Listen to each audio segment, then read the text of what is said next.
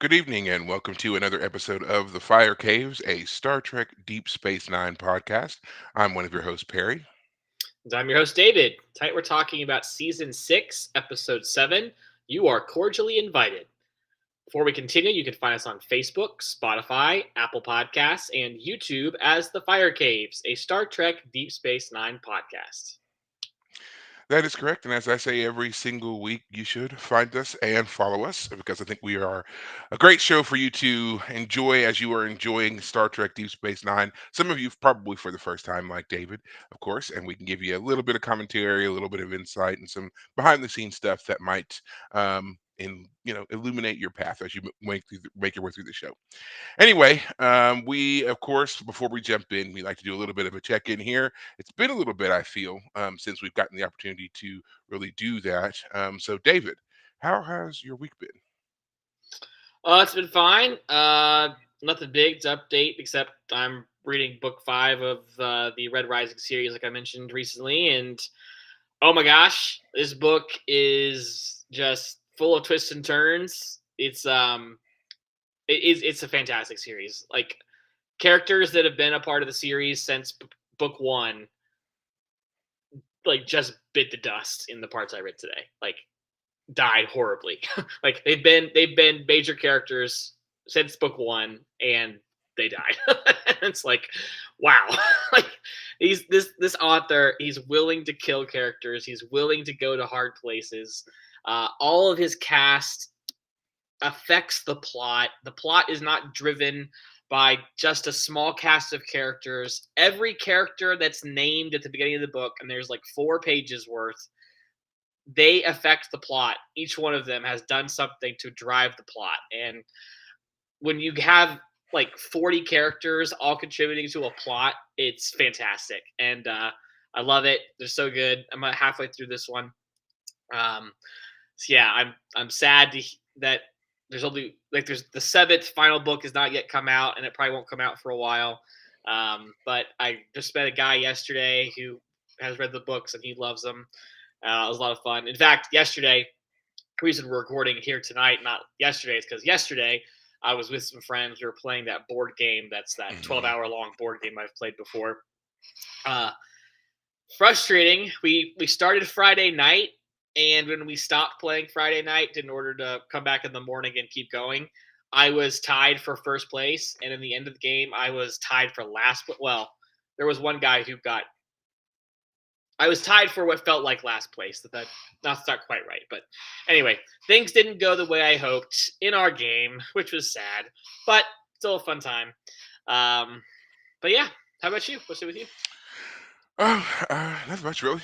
Been working a lot. I've been, even though I had already done some traveling, was doing a lot more here lately. We had a family friend who came and stayed with us for a little while, and also was not just visiting Texas for the first time, but was also helping us out. As I had indicated a while ago, my aunt had passed away, and so we still haven't been able to really go through all of the things that um were hers. Of course, I Yeah, mean, when a person lives in an area for a very long time, obviously they accumulate a lot of things, and we've just been trying to go through things when we can. But of course, with work schedules and school and all the rest of that, it's not easy to just have dedicated time to right, go and do this. So it was nice to have somebody who, again, longtime family friends, trust them, allowing them to have that time to go through things and just, help us really get some major things sorted and right. cleared.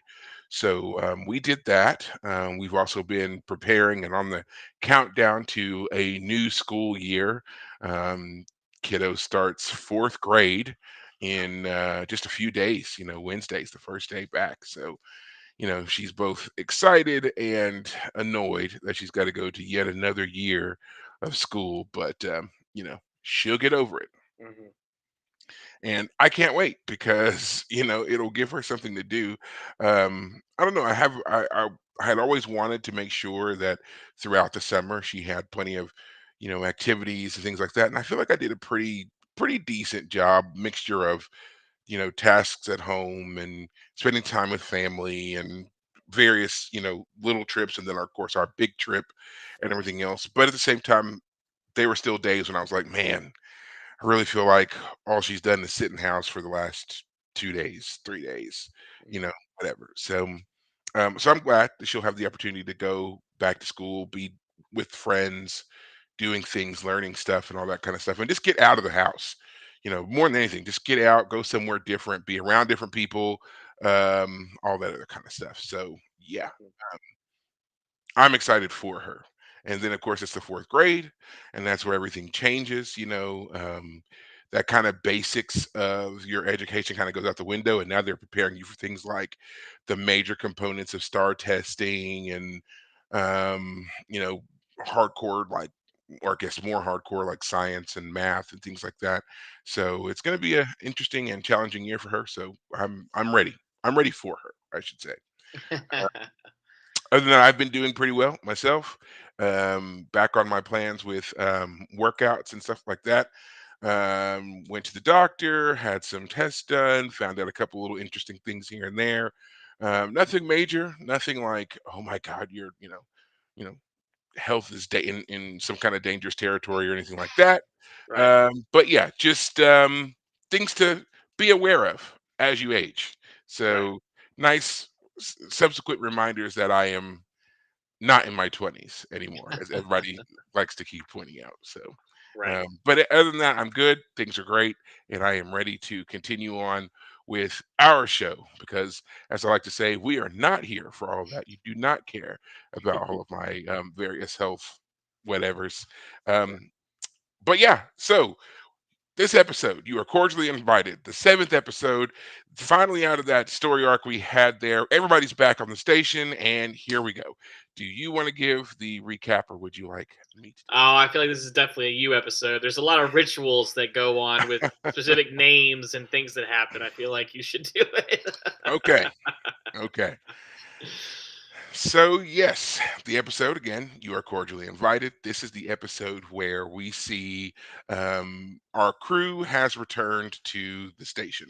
Cisco and company is back. It is Deep Space Nine once again, and no one could be happier. I mean, even Kira and Cisco seem to be, competing with each other on who's the happiest to be back on the station, right? Or to see the return of our crew to the station. Cisco's kind of walking around talking about how great it is to be home. He's greeting Kira and Ops. She's so happy that she gets to greet him instead of Ducat, and just a lot of that kind of fanfare. Everybody's kind of excited to be getting back to their normal routine. There have been some slight changes, like Martok has been promoted. The station has become the permanent base for the Ninth Fleet, and Martok has now been put in command of the Ninth Fleet, much to his dismay. As he says, do you know how much paperwork is involved when you become the supreme commander of a fleet or whatever? So Yeah. he begrudgingly takes the role. We see also that Worf and Alexander's relationship has improved somewhat.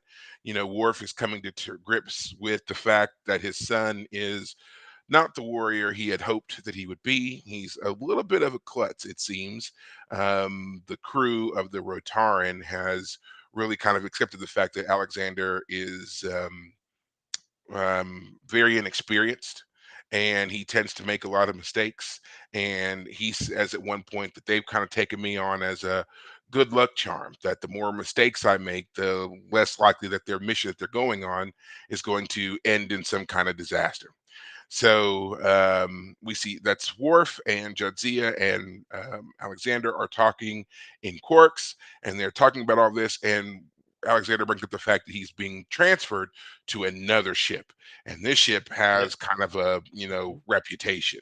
And so Worf is a little bit concerned Right. because now that the Rotaran has gotten used to Alexander, he's kind of been easing off of things a bit, but now he won't be able to really watch over Alexander the way that he was on the Rotaran, and so he's kind of concerned that he's leaving. Um, Jadzia sees this as an opportunity and decides that since Alexander is going to be leaving and probably won't be back for weeks, if at all, to change their plan, and instead of waiting several more potential weeks or months to have their wedding, because the original agreement had been to have the wedding at the end of the war on the Klingon homeworld, instead to have it before Alexander ships out there on the station. So now a wedding that was potentially months away is now going to happen in like 7 days, I think they said. 6 days, 7 days, something like that. Again, Mhm. really short. From Yeah. gone from a lot of time with planning to really short turnaround here. Yeah. So Worf, of course, agrees, and now this sets the station and everybody else into, you know, um, a frenzy for the wedding. Um, Worf selects his best men, which it turns out to be Cisco, Martok, Julian, and O'Brien, and of course Alexander. So, or is I think Alexander's the best man, but then they have some other Klingon role in this, kind of like what would they be, like ushers? I guess is the equivalent. Well, their best man or their your um well, So your not your best man, but groomsmen, like your groomsmen, groomsman. your That's it. groomsmen. That's Yes. it. Sorry, I have very little experience with weddings, so I don't really know. So he selects them and he tells them that there is the Klingon ritual called Kalhaya um, that they will do as part of his uh, wedding party. It's a ritual that lasts for 4 days and 4 nights. It's got several different aspects to it, which are like tests of mental fortitude and physical endurance. You are fasting during this time. There's a lot of heat involved, and there's singing. And of course, what would any Klingon ritual be without pain? Lots and lots of pain. Because the Klingons don't do anything unless someone somewhere is suffering. Yeah.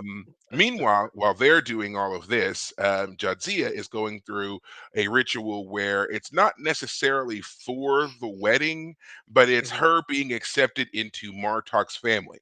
As we can remember, Worf earned the right to be a part of the of Martok's family when he and Martok were in the prison cell Right. and fighting all those various Jem'Hadar, and Martok welcomed him into the family.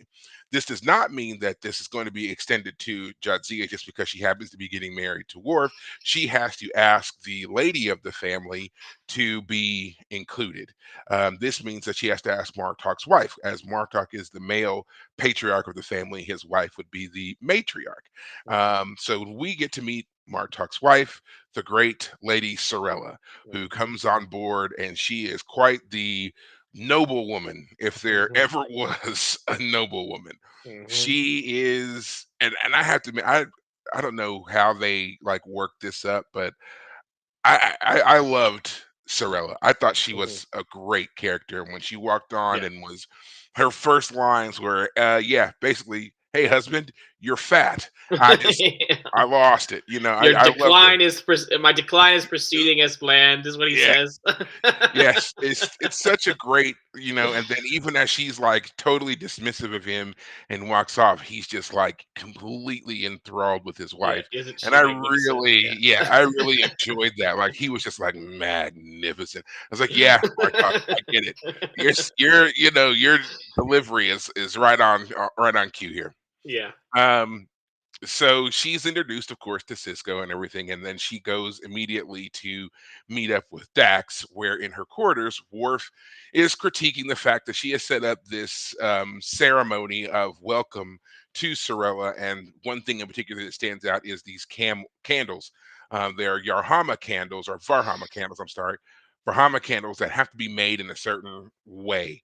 And of course, Jadzia does not do this, even though she tells us what the ritual is to make Brahma candles, and it's pretty extensive. She's like, "Yeah, the replicated ones will do. I'm not going to do all that."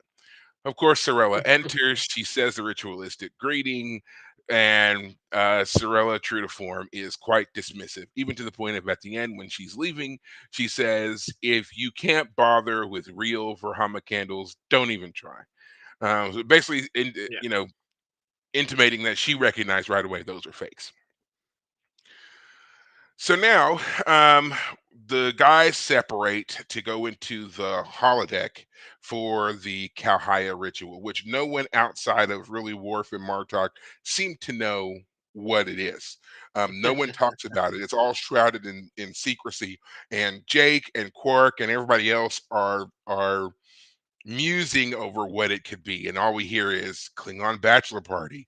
Use your imagination, which we're supposed to be, you know, led to think this is going to be all levels of debauchery and so forth. Yeah. But if there's anything we should know from dealing with Worf from TNG to now, that none of that fits. Right. Worf was not going to devolve into some aggro sex monster on the holodeck because it's tradition or whatever. That's Right. not who he is. So the fact that this ritual is an ancient one that deals more with chanting and singing and pushing your physical limits and so forth, that seems more up Worf's alley, and they should have expected that. Right. Um, the guys are locked away. They're doing their whole kind of sweat lodge thing. Alexander passes out first, of course. And when they pull him back to his feet, it's basically he's passed out because of the heat. The heat seems to be affecting everyone else as well, but they're kind of muddling their way through it. Alexander wanting to prove his medal is like, you know, make it hotter, basically. And this leads to Martok and Worf singing, which we've only heard Worf sing once before. I don't think he's ever done it on Next Generation. He's only sang twice. On Deep Once in Space this Nine. episode, well, yeah, because I'm gonna say he's done it once in this episode, and then he did it on Deep Space Nine on the very first episode when he joins Deep Space Nine. But other than that, I don't think we've ever heard Worf sing. We never heard him sing like on Next Generation or anything like that. Only here. Not a bad singing voice, I would say. And side note, you should know Michael Dorn actually has a music band. So if you're interested in hearing more of Michael Dorn sing, you can go onto YouTube right now and listen And to him. his Oh, band isn't called Klingon Opera or something to that effect. no, no, it's not. I forget what it's called, but I mean, he does sing and he plays the guitar as well, like the electric guitar, I think it is. So, and he's not the only one. There are several other people in Star Trek who have bands and play instruments, so forth. Like Tim Russ, the guy who plays Tuvok on Voyager, also has a band as well and has several albums out that you can listen to on Spotify right now. You just search Tim Russ, you'll find him. Anyway, back to this. Dax is deep in her ritual with Sorella to be inducted into Martok's family. There's a point where she has to recite the entire history of Sorella's bloodline, which is proving that basically Sorella is of regal or noble bearing, that she's got imperialist blood in her veins. Dax is really tired of being pushed around by Sorella. Like there was a ritual she had to do where she was standing and holding large, like jugs, Mhm. buckets of Herbs, something. even We're assuming it's, yeah, you know, so, incense. Yeah. yeah, and it was very heavy, and there's incense burning and all this, and she was stressed out about having to do that. Now she's having to do this thing where she's reciting this whole long, lengthy, bloody history. But to throw a little, you know, shade at Sorella, she points out that there is an inconsistency in the history, and that apparently at some point the actual emperor and his family were all slaughtered, and the people who took over later on just adopted their names and titles to give the appearance of continuity in Right. the History family books. line, Yeah. the history books. Yeah, and then it turns out her actual mother was, what'd she say, like a concubine or a stable whore or something like that, something very insulting. Yeah. To which Sorella, of course, did not take Nicely. kindly. Yeah. Uh, she then decides to kind of call a halt to these things and wants to just kind of cut loose. And she has her own little party. She's invites some people over from a docking ship. I think it was the Sutherland. There's a guy who does the fire juggling and stuff, and she's got music and she's got food, and she's just a very lavish party going on while Worf and everybody else is foregoing food and partying and all that other kind of stuff on their end. 4-day fasting versus fire juggler. Fireballs and right. So, of course, Sorella gets wind of the party, comes in to try to shut it down. Dax tells her, you know, basically, you can get the hell out. You weren't invited, so you know, Right. whatever. To which Sorella pulls a knife on Jadzia, and Jadzia decks her, Yeah. and then this calls for Sorella to call off the wedding, which is well within her ability as head of the family to head female head of the family to do. Right. Dax continues to party unabated and gets really drunk. Our slight, I guess, beeline story here is that Kira and Odo have been avoiding each other like this whole time. As we Mhm. know, they had several issues, complications during the last 6 episodes of the show here, and they haven't really had a chance to really talk about their situation, whatever it is between them.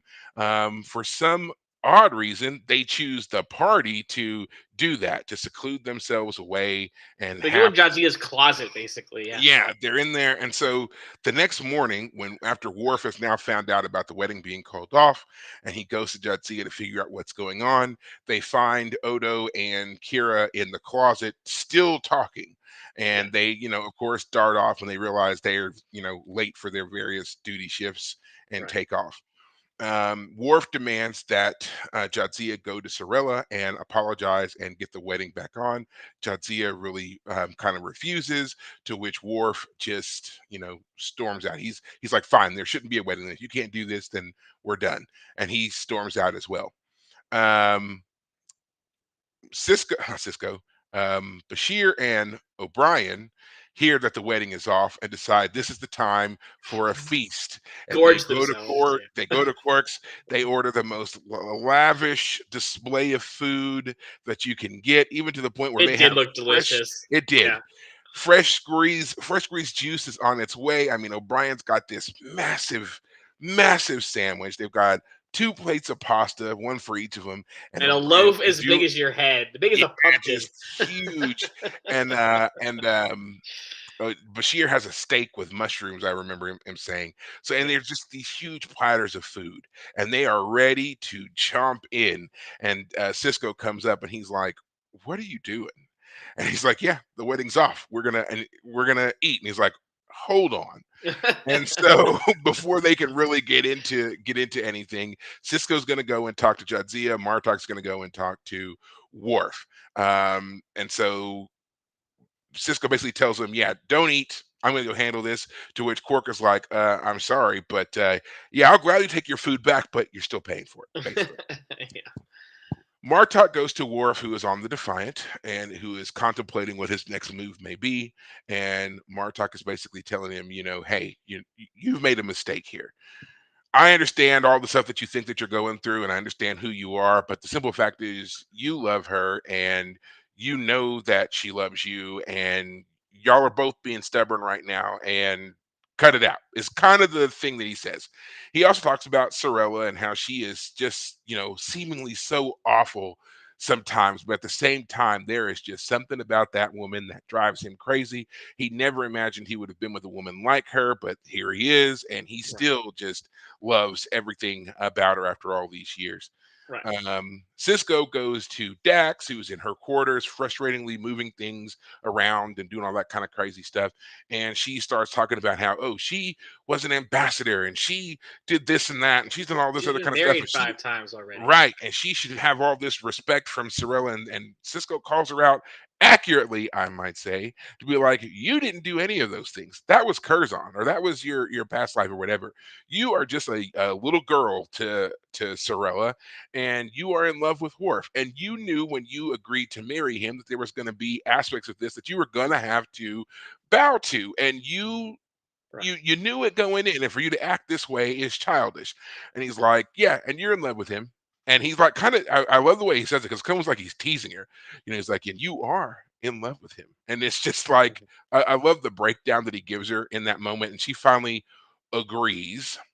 And she goes to Sorella and does apologize to get things back on track.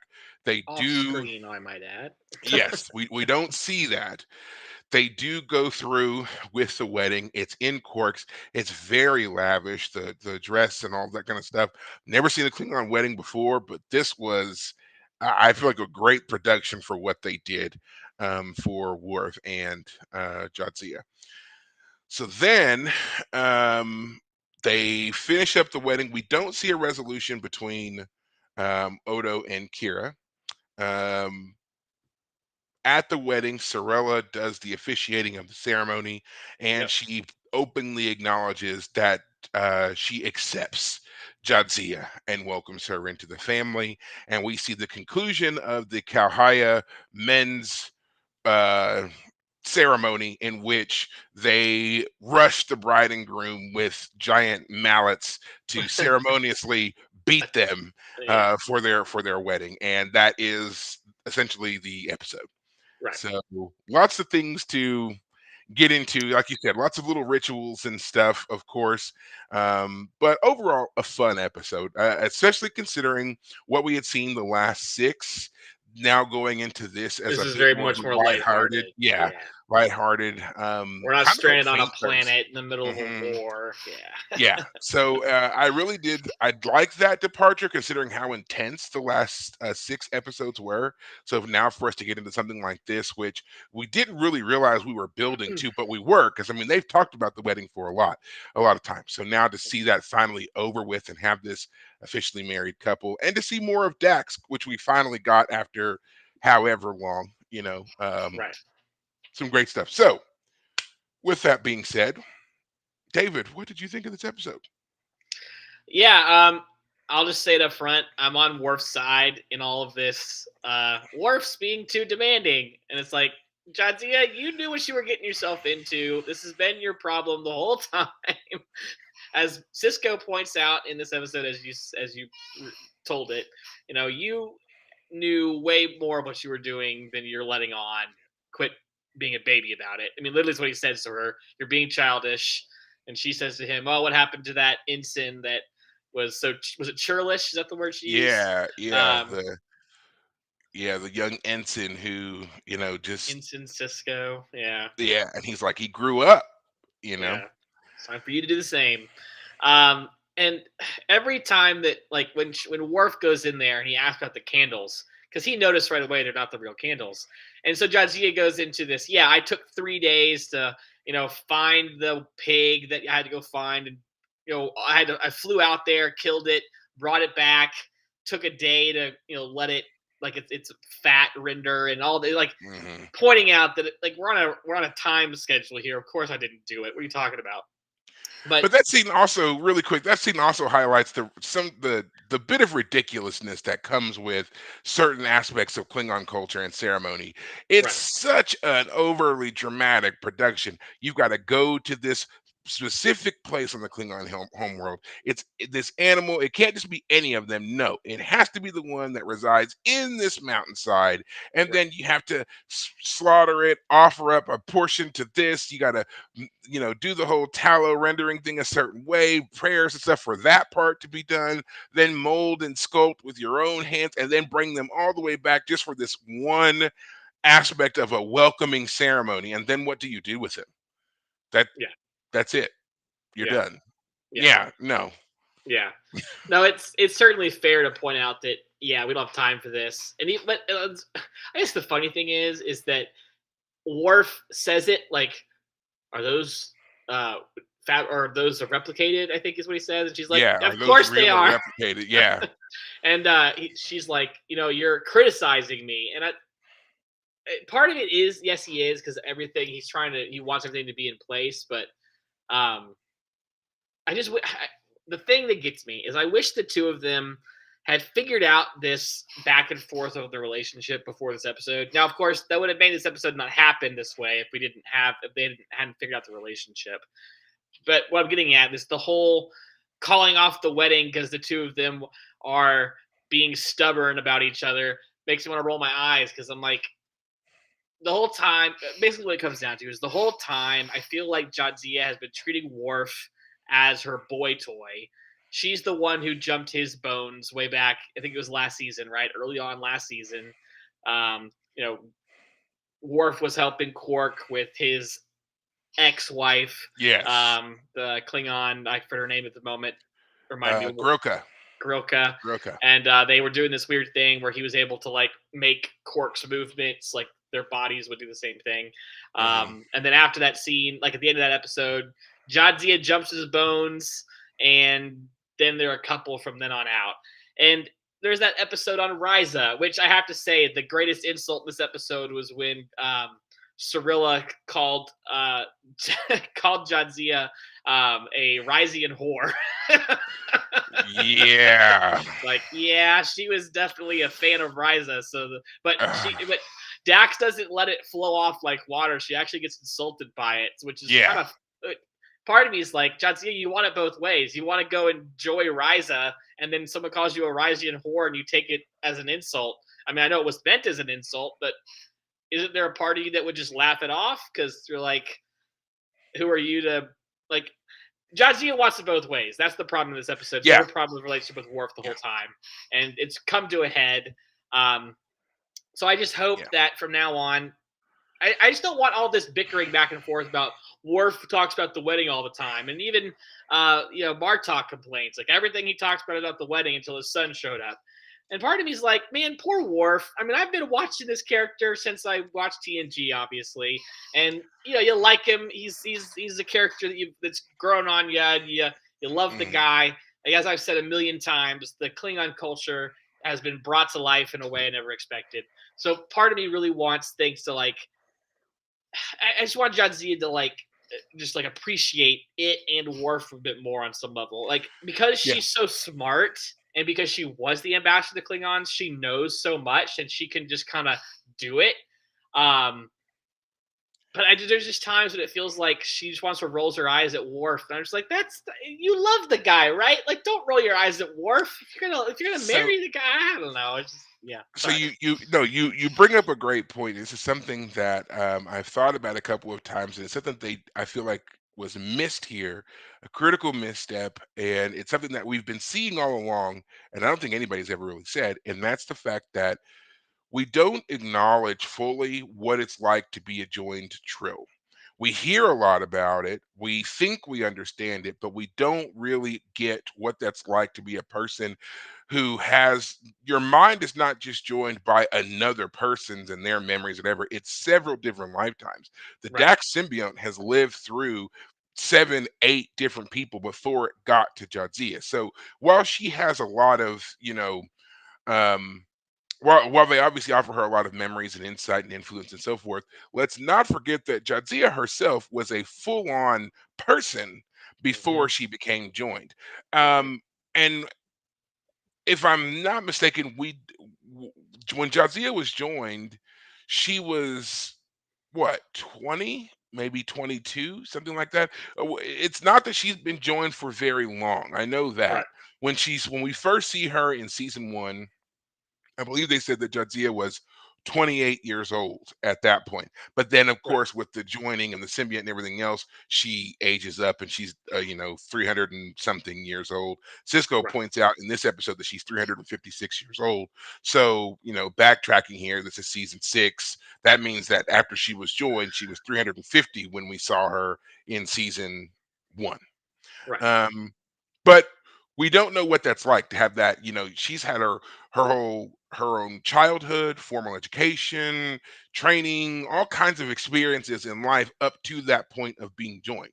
So I'm we see a lot of this weird back and forth where she wants to act like she is every bit the old soul we would expect a person with 350 years of lifetime experience to be. She Mhm. slips in and out of Curzon's memories and Duran and all the rest of them, whenever the mood suits her. And she even makes that statement too about how she's lived several lifetimes. She's been a wife, she's been a husband, and after a while, all of these things kind of give her a broader perspective. And she did indicate in an earlier episode that she was all about having the wedding that Worf wanted. Mhm. She does say that. And Mhm. for her to now come into this episode and she's acting in such a very kind of seemingly petulant way where she's not putting up with the various ceremonies of stuff. And like Cisco points out, you knew all of this going in. Yeah. And he even says, yeah, Worf may have let some of this wedding stuff go to his head, but you're 356 years old. You knew what this was. Yeah. So this is, on you. Grow up. Stop being the little kid that you're trying to act like you are. Right. So all of that to say, like, I just feel like we didn't get enough of them reconciling the fact that there might have been a bit of duality here, where on the one hand, she is very much aware of Klingon ceremony and tradition and how important it is to Worf, and she wants to give him that and everything else. But then there's another part of her where she may just be kind of bored with all that because she's been doing it from her perspective, she's been doing it for decades, and Right. she doesn't necessarily want to go through all the pomp and circumstance with Klingons because she knows that it's just that when you strip all that away, Klingons are just like anybody else, because that's kind of the perspective that Curzon had on them, Right. and then there's of course the another aspect of her being a young woman who this is her first marriage, you Right. know. So a lot of different levels there that could have been played out, which we don't really see acknowledged here. But I think that would have helped out the story a little bit to give a little bit more of an explanation as to why Jadzia is acting the way that she is, Yeah. beyond it just being um, suck it up, you're not Curzon, which is kind of how I feel like they do it.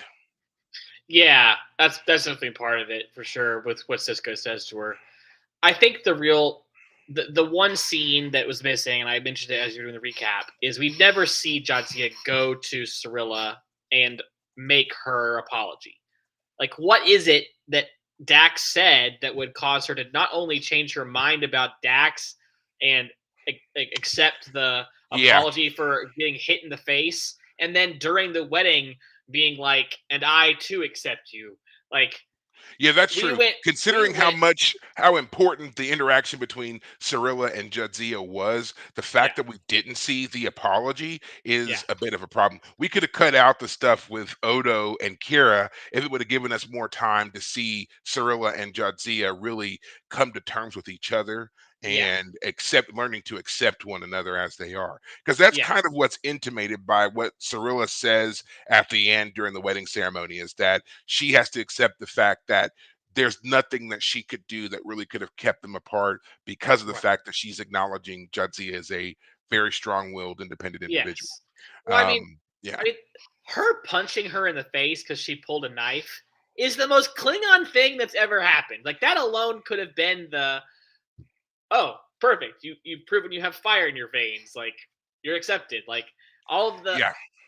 the one thing I was thinking that would have been fun, and it would have been a fun moment for both Worf and Jadzia, is if all of the rituals that were going on, all the preparations about the candles and the this and the that's and the those and the these, it turns out that it's intentionally too much. It's intentionally more than someone can handle.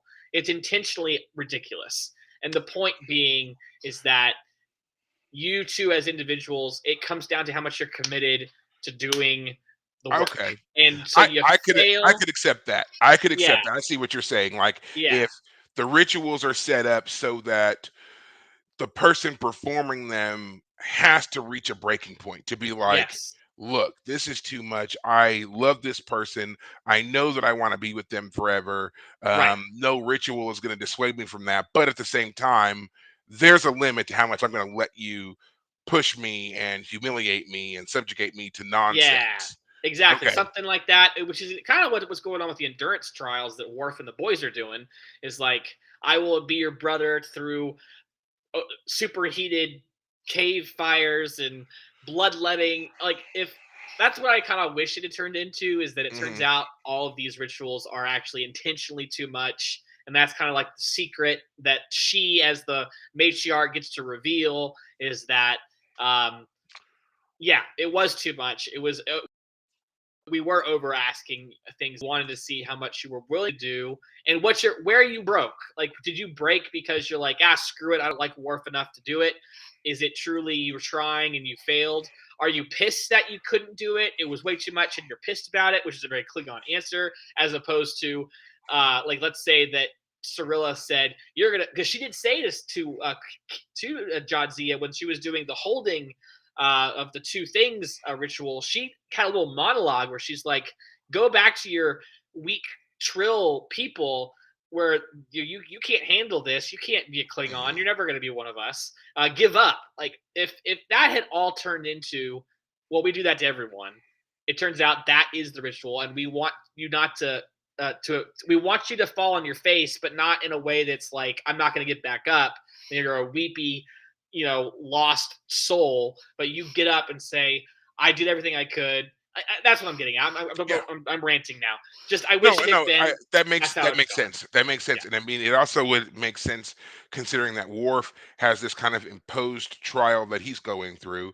That the bride also will be forced to do also some kind of endurance test as well. You gotta, as much as the man has to test his metal, so does the woman, because the joining of the two is important, not just for the the fact that y'all are in love with each other, but there is a there's a challenge itself that comes to marrying and establishing a household and running a Klingon house, and a great house at that, and being inducted into a great house like Sorella is in this way doing Hmm. to Jadzia as well. Right. So yeah, I think that that makes a lot of sense. And it's yeah, all the more upsetting that we didn't get more of that actual resolution.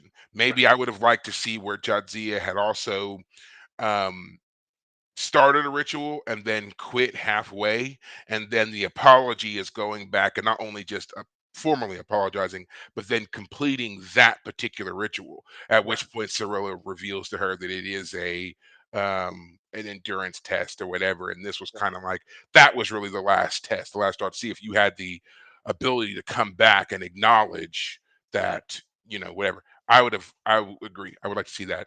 Would have Yeah. liked to see that as well. I think it would have been Um, fun. Now, it's important to note here that the introduction of the character of Sorella was something that was done by writer and creator here, Ronald D. Moore, who we should be pretty that name should sound pretty familiar to a lot of us, especially if you're a Battlestar Galactica fan. He was kind of well, not kind of, but was the executive producer, writer, and everything else for that show as well. Cut his teeth here on Deep Space Nine and on Next Generation towards the latter part. But what I'm talking about is the fact that he felt like he had created a situation in which women in Klingon society served no purpose, that they were relegated to more like sex objects.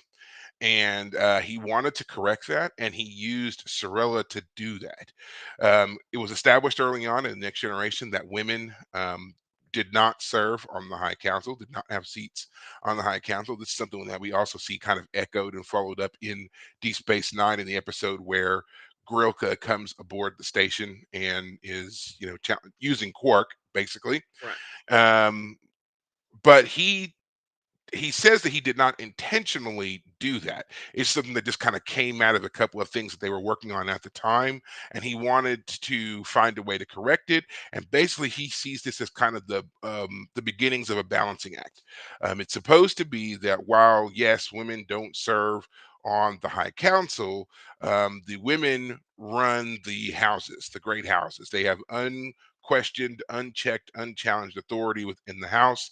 They make all decisions when it comes to marriages, living arrangements, money, all of these things. It's the ladies of the house that do that, while the husbands themselves go out and do obviously the fighting and the expansion of powers Right. and so forth. Sit on So the councils. right. So while the guy is out basically expanding the empire, it's the lady that comes and is really running the day to day of the empire, and it's accepted. The guys know this is what's going on. They're perfectly okay with it, and that's why it's all the more important that you choose a good mate, a good partner, because that is the person who is going to be looking after your affairs while you're away at war. And even if you potentially die, they see to your descendants and to your legacy and to all these things. So that was what he was trying to do here with Sorella. I don't know if I feel like he totally achieved it, but I do feel like he did achieve the highlighting of just how important Sorella is, at least to Martok's Yes, I was household. gonna say that at least. Yeah. Yeah. Mhm. Yeah, I like the idea that that's how they split the gender roles in the society. Yeah, the men are outside the house. They are out. They're in control of things, Mhm. but in the house, it's her domain on some level. It's It's totally her domain. And even at one point, Worf is telling, Martok, kind of asking, hey, go tell Cirilla to go and do this thing. And Martok's Murdoch's like, like, "Yeah, no, that's a bad no." idea. And then Worf's like, "Well, okay, well, maybe I should go do it." And he's like, No, you really don't want to do that. That's her domain. I don't interfere in her affairs, and you shouldn't either. You Yeah, are a part of the family now. You are in the house, and you need to understand that is her thing. yeah. Sit down, So, That's and I funny and because I that's like the that. same. Is that the same scene where he reveals that she doesn't even like Worf? Yes, it is. She She doesn't like is Jadzia. Well, it also turns out she doesn't like you much either. doesn't like you either. Yeah. So he's like, uh, "What?" He's like, "Yeah, she doesn't like you. But yeah, I had every right to induct you into the house. Don't worry about it. But yeah, she doesn't right. like you." Yeah. So and it makes you think a little bit like, why wouldn't she like him? And then if you think about it, it kind of makes sense because there's a thing that Martok also says about um, Cirilla, and that she is a woman who believes that bringing aliens into the family, we risk losing our identity as Klingons. Worf's like, that's really prejudiced and xenophobic, and Martok's like, yeah, well, we don't make friends, we conquer people. Is basically what he Yeah. says. We don't adopt cultures. We conquer the cultures. Yeah. Yeah. Yeah. And so he's, basically, just saying how much really kind of plays into that. And then you think about it, it makes sense why she wouldn't like Worf. Worf, who was raised by humans, who serves in the Federation Starfleet. He's surrounded by aliens. He's very comfortable with aliens. He's marrying this alien woman. It would make sense that she doesn't like him. He's kind of the full embodiment of everything that she doesn't like. And Right. she couldn't stop Martok from bringing Worf into the family, but you know what? She can definitely have her say when it comes to Jadzia, and it seems like she is going to make sure she's putting Jadzia to the test to see if she Well, I is think it's funny. truly worthy. I think it's funny to think that part of the problem Worf has is that being the guy who's overly interested in making sure the rituals are all done properly, that he's the one who starts saying things to Cirilla, and she's like, "That's my domain, you son of a gun. What are you doing questioning me about that?" That's like Worf's overcompensating. Like he memorizes every single detail about every single thing that could happen, and it turns out that's not even his role. That's like, I've thought of that scene as like that's like the quintessential scene when you have somebody from like outside of a particular culture who's only ever done the book learning part of it, try to tell someone else who's in the culture, who's lived it and whatever else, how to do it. That's how that came across to me in that particular instance. Like, yeah, Worf, you like you studied Klingon culture from afar. You never actually lived it day to day. You didn't grow up on Kronos. You weren't raised by your Klingon parents, unfortunately. So everything you know about Klingons has really been distilled, filtered through what you could get from books, pads, your foster parents, so forth and so on. Cirilla, that is her life. That is her whole upbringing. She has watched those ceremonies. She has obviously participated in them, orchestrated them. She has done all of this stuff. So for Worf to come in and offer any kind of real critique there, I instantly understood why she got upset in that. It's just like, yeah, you're a Klingon, but come on, like shut up. This is not your domain. Get out of here. Like, why are you speaking? You know? And we kind of take that for granted a bit because we do look at Worf as our authority on all things Klingon, which to a certain degree we should because he's the only Klingon we've really had any experience with through Next Generation and for the most part of Deep Space Nine as well. But yeah, it's true. He is not as versed as perhaps he would have been had he actually been born and raised there. Right. Yeah. Yeah. While we're talking about born and raised, fun thing in addition to reading that book I told you about earlier, I've been also doing some subsequent reading. The book's called SPQR. It's about ancient Rome. It's like the kind of a condensed history of Rome. It's not been as a fun a read as I have had with other books, so I have chosen to just read a small segment of it each day, in addition to reading like my fiction, as opposed to just reading that book and then going on to like fiction. But one of the things they talk about is that the adoption in Roman culture is not like adoption as we think about it. When we think of adoption, we think of like adopting little kids in order to give them a home to grow up in. But back in those days, they threw out babies that were deformed and Yeah. kids died early on. Like you didn't take in a kid because you felt bad for kids. Kids died all the time. In fact, what adoption actually was adopting of usually young adult males into a family in order to pass on the family legacy. Like there was no male heir alive to the head of the house, and so he adopts a son to make an heir out of that person. So it's actually interesting to think about. That's kind of what happened with Worf and Martok. I think. I mean, does Martok have his own children? I assume he does, but Artok and Cirilla do have children, and he says so. He says that that's right. He did Cirilla say that. is the mother of his children. This is something that we were just pointing out here in our little chat that Martok, while Cirilla is highborn, basically, if we want to use these terms, Martok is not. Martok is considered lowborn or commoner or whatever. He earned his status through combat, through military prowess, and through overall intelligence. There are some books written that are all Klingon focused that talk about the fact that he was basically just a common soldier who, through some pretty innovative combat techniques, rose in the ranks quite quickly and became a kind of like a shining star there in the Klingon Imperial military. And Right, so, because of that, he is appointed later on land and title, which only expands over time. And pairing him up with Cirilla was just as much a the equivalent of a political move as it was anything else. And he even makes the statement that, he didn't like her when he first met her, and she didn't like him either. And then they kind of came to an understanding and then eventually developed feelings for each other, kind of like arranged marriages. It sounds, when you yeah. read it, Mhm. it's like Mhm. and so then she eventually does begin to have some affection for him, but she is notoriously hard on Martok, which he later comes to appreciate, as we see in Yeah, the episode, that he does yeah. really come to appreciate the way she calls him out on stuff. She So calls him out for having gray hairs, and then later in the episode, I looked closely, and he didn't have any, and I was like, "You lying son well, of a." now she did, yeah. I mean, she did say, your hair is growing gray," and then she was like, "I thought you'd be dead by now." And he's like, "I shall endeavor to die this year."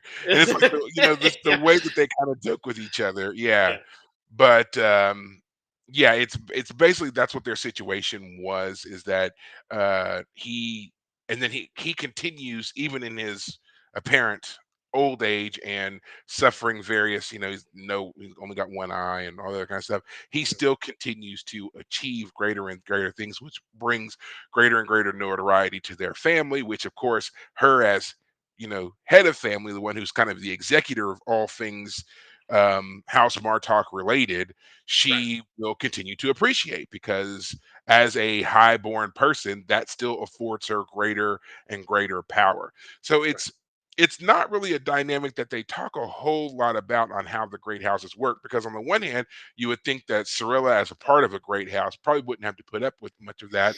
But because Martok keeps gaining this notoriety and stature, even as a common person or whatever, he is going to outrank some of these other older highborn families.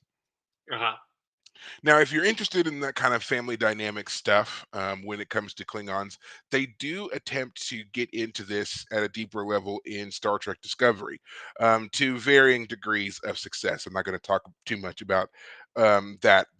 At that point in Discovery, I know that they had announced that there was like 24 families, 24 major families at that hmm, time in that show. And then, of course, there's a lot of stuff that goes into the breakdown of how those families work and who's doing what and alliances and all that other kind of stuff. It's interesting, but they do it in such a fast-paced way that I don't think it really resonated that that's what they were really talking about. But now that I'm thinking about it, I'm probably gonna go back and watch that again just to see like how that kind of breakdown works. But of course, that means unfortunately I'm gonna have to put up with Discovery's version of Klingons, which I don't know if I'm really ready for that. Discovery, I give them a pass on a lot of things, but I still can't forgive them for what they do to the Klingons in that show. So hmm. And we'll talk Okay. about that later, I'm sure. We've got lots of things we could talk about after our traditional run is Yeah. over. I don't want to think about that either. um, Really quick side note, there was a question about the House of Moog being a noble house. Yes, that is true. The House of Moog was a noble house. That is Worf's father, Worf, son of Moog, if you remember. yeah. The House of Moog was a noble house. They were disgraced because the Duras family tricked the High Council into thinking that it was Moog, not Duras, who had sent the Romulans the codes needed to kill everybody at Kittimer, the thing that made Worf an orphan. So Right. that's why Worf was disgraced for so long. And then, of course, they uncover that it was really Duras who did it. But by then, the empire had existed under this lie for so long and Moog was dead that it didn't seem like there was really any kind of point in bringing it up until Worf came back to challenge his father, which if you want to get into that whole history, go back to TNG and watch those episodes. But yes, to answer the question, House of Moog was the original noble family. They lost their noble status because of Duras, which we all know every Duras is a total POS. So yeah, not surprising at all. Right. Right. um, yeah, I guess Worf would be fallen royalty. What do they call them? Like renegade houses, I guess, when they don't, when they still have their royal whatever, but they're not really associated with the royal court anymore. They've gone renegade. I think that's what that is. So Um, that's actually very much part of the plot of the Red Rising books I've been talking about because oh, they have royal houses basically. It's basically it's royal houses in futuristic well, Earth culture you know, stuff. Yeah. now that I think about it, doesn't Dune also have a thing in there about renegade houses? Like, Yes. because they have all Yeah. their various houses, and Well, then the yeah, House of Atreides becomes a renegade house yeah, so they become under don't they go yeah, renegade? Yeah, yeah, okay. yeah. So, Um, huh, hmm, yeah, it's a something very to common all trope this. when I think about I it. guess so, yeah, I didn't think about yeah. Now this conversation's got me Yeah. thinking about the number of things, especially in sci-fi that I've read where they deal with the establishment of houses and the Well, Game of royal Thrones, court of and course, 100%. That's yeah, part of it. you know? Yeah, Anything where like there's some sort of royalty, you got some sort of like monarch of some kind, some sort of leader that's yeah, you usually have some sort of house based hmm, or hmm. aristocracy system. Yeah. I wonder Um, why that pops up so much, especially in sci-fi. Because I mean, we just talked about several different, major sci-fi stories, and they all have that common theme. yeah. Uh, yeah, that. So I wonder what that is. I would put it down to this is that sci-fi and fantasy are often put together in libraries and bookstores. They do more to separate them nowadays, but I think it's true to the fact that good stories are about human nature. Human nature often likes to tribalize, and True. the smallest tribe is always the family. And so, anytime tribes that are family oriented get big in a sort of um, when you have a society, whether it's a fantasy based society or a sci-fi based society, but you have the family tribes as the leaders, then houses become important because the Red Rising books also turn that on its head because the as the books go on, it turns into there was a caste system, and the caste system was headed by the royal houses, but that's been turned on its head a bit where the caste system has been thrown into chaos, and so now people are associating more with the planet they're from as opposed to the caste they're from, Yeah. and that's all part of the fun of this greatly written series. So anyway, And we even see that a bit in Star Trek. I mean, here in Deep Space Nine, we know that the Bajorans used to have a caste system as well, and mm, families like Kira's family were associated with a particular type of job, and even where they artistry, lived right? and Yeah, worked. Yeah, she was a part of the artistry. Dajara, I think, was the term they used for their rankings. Also the Vulcans had a house caste system for a while that they eventually move away from as right. they learn to accept logic and so forth. There is a great book, old book, but still a great book. It's called Spock's World, which was released, God, I think early 80s, maybe, that is all about It's all about that. It's all about the history of Vulcan, all the way from like the very first Vulcan ever up to Spock and what's going on there. If you have any interest at all in that, I highly recommend reading it. It's got great breakdowns of like early teachings of Sirac are in there. There's some stuff about xenophobic Vulcans and voting potentially to secede from the Federation and the uproar that brings, and Mhm. genetic modifications and manipulations that the Vulcans employ to make them who they are, and warring families and factions, and what happened to the planet to make it a desert planet. I mean, there's just so much stuff that's in that book that really explains Vulcan culture and society and so forth. Um, I recommend it to anybody who's ever interested in sci-fi, and in particular ones who like claim to be hardcore fans of Spock. I'm always like, have you read Spock's World yet? Like, don't talk to me and say you're a hardcore Spock fan if you haven't read that book, because that book just really gives you a lot. So I would really suggest checking that out. Yeah, I did say xenophobic Vulcans, and you're talking about the Romulan offshoot. It's in that book. If you want to read about why it happened and how it happened, go read that book, because that's interesting as well, and what happens to them and how they get there. And there's actually like three different offshoots apparently. So you have Vulcans, and then you have Romulans, you've got Remans, and then there's another group that they don't really talk about until you get to something else that happens. So yeah, Vulcans, they do a lot. So Right. go check that out. Yeah.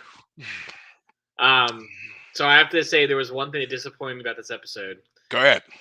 We didn't have any TNG characters at this wedding. Where Yes, was where was yes, we got to talk where's about that. Riker? Where is So Counselor Troy even? I mean, that would have been awkward to have her there as an ex-girlfriend, but absolutely, absolutely should have been them. So I will there's two explanations. I will give you the in-universe and then the out-of-universe. So the in-universe explanation is that if you remember, I said at the very beginning of this breakdown, the wedding that was months away had suddenly gone from being months away to 6, 7 days. right. So the fact is that the Enterprise and company were so far away and dealing with war-related what stuff that there Yeah, was they no can't way be they there. could have made it to the wedding in time. That's why Right. we don't see them. That's the in-universe reason. Even though it's not Yes. given in the show, it's the one that typically people go with, because we do hear them say they're changing the date of the wedding. Yeah. The out of universe explanation is that it was decided when they were doing the wedding that if the TNG cast were going to be involved at all, it needed to be an all or Or none nothing. I thing. I I agreed with That that. Yeah. they didn't feel that it would be right if only one or two of them showed up, because they felt like it would lead to too many questions like, Yeah. oh, Riker's here, why isn't Picard here, why isn't Beverly here, why is Yes. like too much of that. And especially if it was like maybe two or three of them, oh, you got Data and Geordi and Picard, but you couldn't get Riker and Deanna and Riker Troy and and so much. Kate. Yeah, Yeah. yeah. Yeah. Yeah. So Yeah. Yeah. with that decision, they did try to get everyone. The only people who were readily available at the time were Jonathan Frakes and LeVar Burton. That's Riker and Geordi, respectively. The Because they reason directed being, episodes on the show. Yeah. exactly. The reason being, they directed episodes of the show. They had offices at Paramount, and they were constantly doing other projects at the time. So they were like always around. Everybody else was far away, far removed, couldn't do it. Patrick Stewart was back in England at the time. I think he was involved in some production, some on whatever he was doing then. Marina Sirtis was doing a TV show, another TV show at the time. Gates McFadden, Dr. Beverly Crusher was doing some choreography, because she's a dance instructor and dance choreographer and whatever else. So she was doing a lot of that. And then they don't say why Brent Spiner wasn't available. They just said that he wasn't. So basically, everybody was really busy. The only two people that they could absolutely legitimately lock down were Riker and Geordi.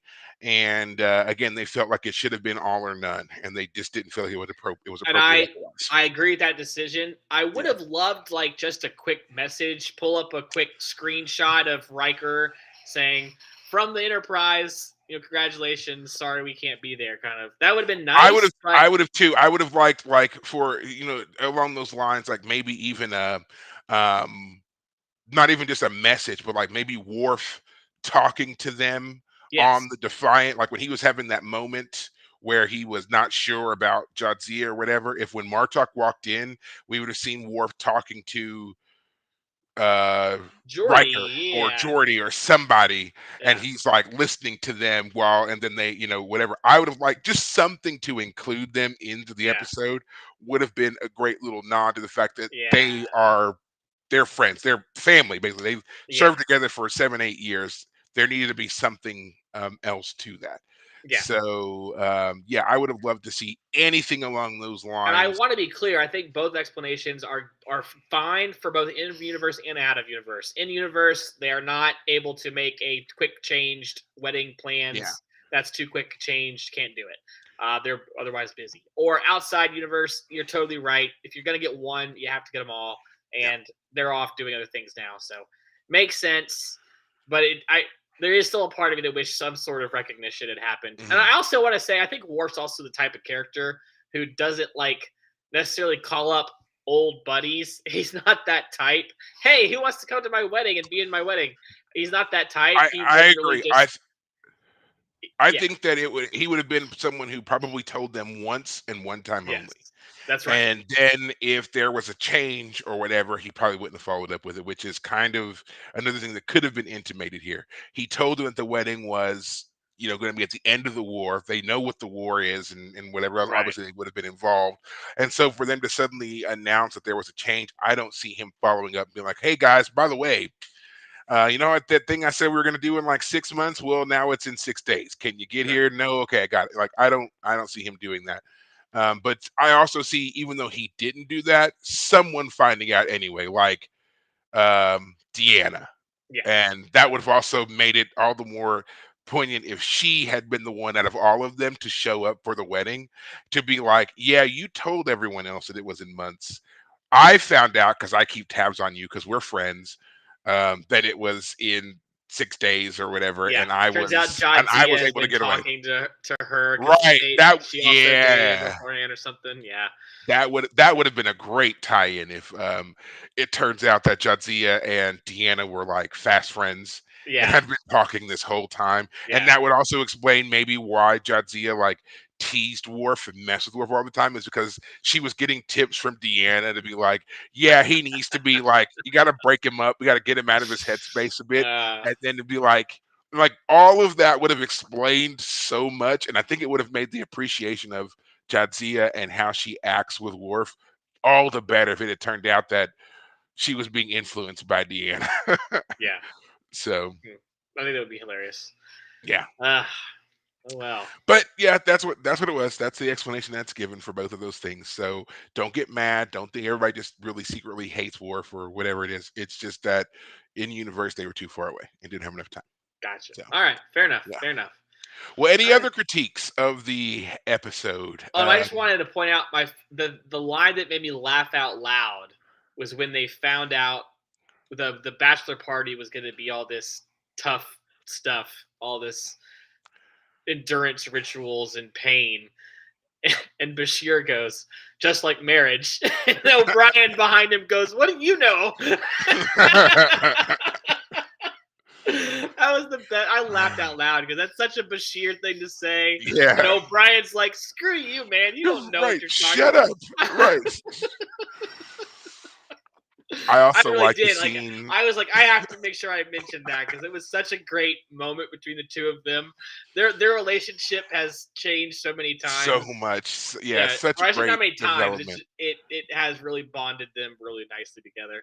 Um, I also want to say that I felt like when Jadzia did when Cirilla came in, Jadzia had been like hugging very intimately the fire dancer dude. It was Mhm. a bad timing, and I was like, come on, Jadzia. I mean, I know that some people consider the whole bachelor party, bachelorette party to be a time to be risque, but I'm like, that's just another example for me of like Jadzia, Worf. would not appreciate that. So when Cirilla showed up, I was like, yeah, it's not looking good. Come on. And again, that Ryzian horror comment was hilarious because it hit the mark. Yeah. Oh man. I think we've really talked about Well, the everything. one last Odo, thing I my Kira. particular we'll talk about them really quick. But the one last thing I want to mention that I did like was also where in the Kauhaya ceremony where we see Bashir and O'Brien are hanging next to each other over the Oh fire yes, pit, and he's like, I've I've had a seen him too. vision. I see it so clear. I'm gonna kill Worf." And then they just start chanting, I'm gonna kill him. I know that's what I'm gonna do. I see it." He's like, "Yes, Yeah, kill Worf, kill Worf, kill Worf." And that is. it's just great because it's just like, y'all agreed to this. You volunteered for this, and you were told you could leave if you Yeah, wanted. And so right. y'all are both just willingly suffering, and you're blaming Worf. But it was still a great little scene between them. It really was. Um, um, Ugh, so Worf, not Worf, Kira and Odo, really quick because we don't really get much of them. yeah. Um, we know they've been avoiding each other. We know that a part of this is because of what Odo was up to when the Dominion had control of the station. But there's also a part of it which is where we saw towards the end of that where Odo has a change of heart, and he intimates that that change of heart is because of Kira. So it makes things very complicated between the two of them, which they now seem to be avoiding. It's become so complicated they don't really want to talk about it until finally they do. Do you now? We don't see much of this. Obviously, they're locked in the closet talking or whatever. Which why is there a couch in her closet? By the way, I don't Yeah, it think I wasn't ever. very. Yeah, You were expecting more to be going on in there than what's revealed to be happening, but yeah, but yeah, they've been talking this whole time. Do you feel like they came away with a better understanding? Like, are they okay now? Do you think? that I mean, seems to because be we don't. indicated, but they Yeah, don't dwell on it at all after having several moments of the two of them being like, "Oh, we're not talking right now," which I did feel was a little bit. I don't know. It fits the characters. They do act like that's how they would act. So I get that. But yeah, part of me is just like, come on, you two. Like, I don't know. But I have to say, Odo did seriously fuck up there at one point with the whole yeah, I don't care about you non or about you solids yeah, anymore. And then he came around again yeah, by the end. But excuse my language. But yeah, he I guess what's really interesting is we don't see the conversation. We don't see what happened there, other than that they just talked for a long time, which I'm yeah. fine with on some level because it allows us to explore it later. But I do want to know what happened. Why did y'all talk so long? What did you talk about? Are y'all back to where you were? There's still stuff to work out. I mean, the fact that they weren't in each other's arms in the middle of the closet is, I mean, that's kind of what you almost expected to hear. Like you're hearing voices. They've been in there for a long time. Yeah, And we're then, yeah, left you to said there's a think that they couch in went in there. there. Yeah, we're left to think they were in that closet for several hours. I mean, they go in there right towards what we are assuming is the, at least the beginnings of the party. And now here they are the next morning, and Jadzia's all hung over Yeah, and they missed whatever else, they and they're missed still in the there. confrontation with Cirilla, which Yeah, Odo would have been, the one to be like, "Oh, someone yeah. grab her," and they're Someone's going to jail. You pulled the yeah, knife, you someone got needs to punched. Someone's getting arrested. yeah, and the So fact that they showed up and it's funny. Odo basically says to his two guys like, "Go have fun." when Kira's like, "Let's go talk," he's like, "All right, you two go have fun," um, because yeah, they what got a day called to up get there selected. because Morn Right, had gotten into a fight with with the the blue bullying. bully, and that's what it Yeah. was. Yeah, but they're fine now, which is classic. We don't know what What a Morn what a said day to because be called by your boss to go on a work detail, right? yeah, You get to go and enjoy a party that you were supposed to be shutting down. and So poor Rom with his wife. What's her Lita, face? Lita. Lita, Lita was a little.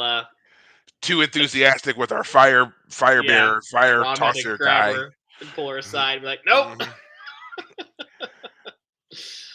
Oh uh, man, Pacific Islander Hawaiian dude. yes. Which I mean, I don't know what to think about that. I mean, it's nothing, I guess. I mean, the culture wouldn't have just gone away or anything in time, I Yeah, suppose. But Yeah, that he's still out here in deep space practicing fire twirling and whatever is incredible, I guess. Yeah. So, Oh, and Terry Farrell, I'll say it now. She looked fantastic in those scenes in her room, and then later at the wedding. oh yeah, the infamous Lovely, wedding dress, which they infamous. Huh? yeah, oh, yeah, because I mean we've never seen a Klingon wedding before, but they made this dress specifically for her, and which I mean it's obviously it's her wedding, her character's wedding. Um, Right. but yeah, it's something that it's actually on display. Like I forget where they said that was on display. I think it was in Vegas, but you could see the actual dress and everything, and the way that they do the whole low cut, open bits, and all the other kind of stuff. So yeah, it was quite the thing for her for this episode, and I liked it. You can get Yeah. reproductions of the whole wedding thing if you want. I don't know if you're interested in, having yourself a Klingon wedding, but if you ever are, there are plenty of places online where you can get that print and everything else and have that dress made custom for yourself. So, Ah. yeah. It's also fun to note in that party scene where Okay. Terry Farrell punches Cirilla that she actually punches her for real. It was an accident, but she does punch her for real in the Oh. face. Yeah. So they did Good. the Good. they did None of this the acting nonsense. Let's do it for yeah. real. Well, they did the first take, and apparently in the first take it didn't like look right, and you could like see where her hand just kind of like swipes under the chin. So they had to do it again, and in the second take, she legit hits her, and that's the one that they used. They used, Yeah. of Which of course. course, I mean, it You know, was it's real. It was real. Yeah. yeah, yeah. It's hilarious. So, I think that really kind of wraps it up with this episode. And is there anything else that you would like to bring up? I don't think so. I think we got it all.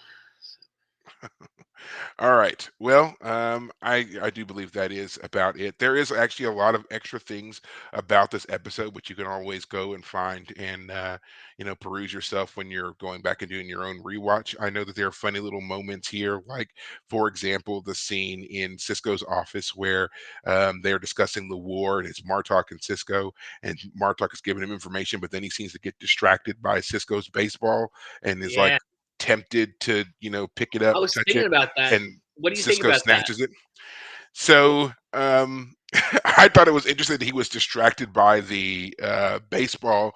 JG Hertzler, the guy who plays Martok, he talks about that scene in particular, and he says that uh, he was trying to play it off as Martok had never seen anything like that before. He didn't know what it was, so Right, he was trying to figure out one, what it was, and two, why Cisco would have it on his desk.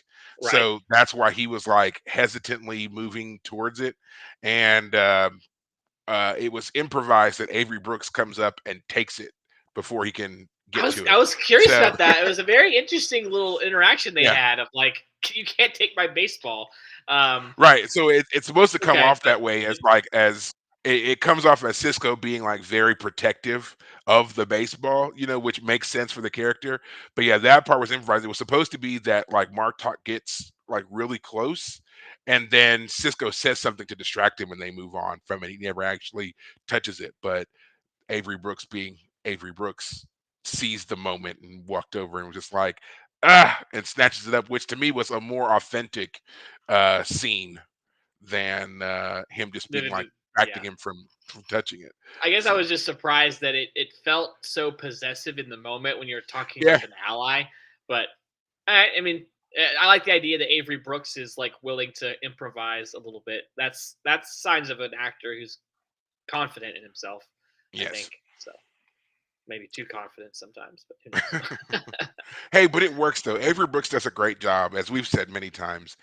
He's hands down the best actor on the show. That's Yeah, not a he not a he does a question. he does a great job with the delivery of just about everything that we've seen with Cisco. Even when early on in season one, where everybody was still kind of feeling out their characters, Cisco seemed already to be the most authentic character that we were given coming out of everything. So yeah.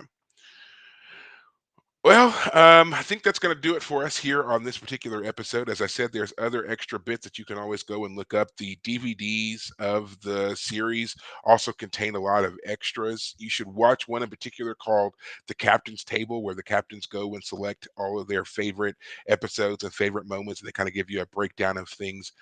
Avery Brooks, his section is always a little bit more illuminating than the last time, I feel, because the way he talks about certain aspects of the show in general that I think people miss out on and don't really frame it in that right context until you hear him say it. You can watch those on the DVDs. I know that a lot of them are on YouTube as well. So if you just search the Captain's Table, you should be able to get those pulled up. Not to be confused with the book series called The Captain's Table, which is also from Star Trek and features each of the captains telling a story about a significant turning point in their particular careers. So don't So be in distracted by universe, those those are things. in In universe stories. universe, yes. In universe, yes. So don't be distracted by those things. In other Trek news, real quick, um, uh, Prodigy, the kids show, has finally released its full second season for Netflix. You can watch all of that now. There is some talk as to whether or not they're going to actually do a third season, but it seems to be leaning towards not doing a third season at this time. No one really knows why.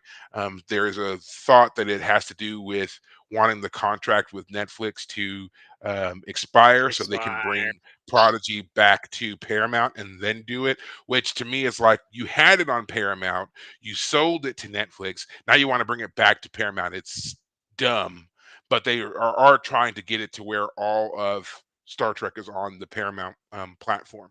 So if it gets renewed for a third season, it'll probably be on Paramount Plus, but we'll see. Um, Strange New Worlds, they've already dropped trailers for the upcoming episodes of their third season. You can watch those online right now, whether on YouTube or go to StarTrek.com and you can see those. Uh, I think that that season is supposed to drop next year, though. So even though they've got trailers out for it, don't be expecting that in September. Um, at this time. I think the thing that's being slated for this September is the Section 31 movie that's supposed to be coming out. So we should be getting that. Again, trailers for that are out as well. All the cast is listed for that as well. So you can go and check all that stuff out. And I think that's it. We don't have any other Trek stuff. Oh, wait, I forgot. The Academy show, the Starfleet Academy show, that is still also slated for late next year. So they still haven't announced the full cast for that yet. They've got a couple of principals done, but no full cast release on that show yet. I will try to keep you updated as I get information, of course. Other than that, guys, that's all I've got for you. So until next week, take care of yourselves.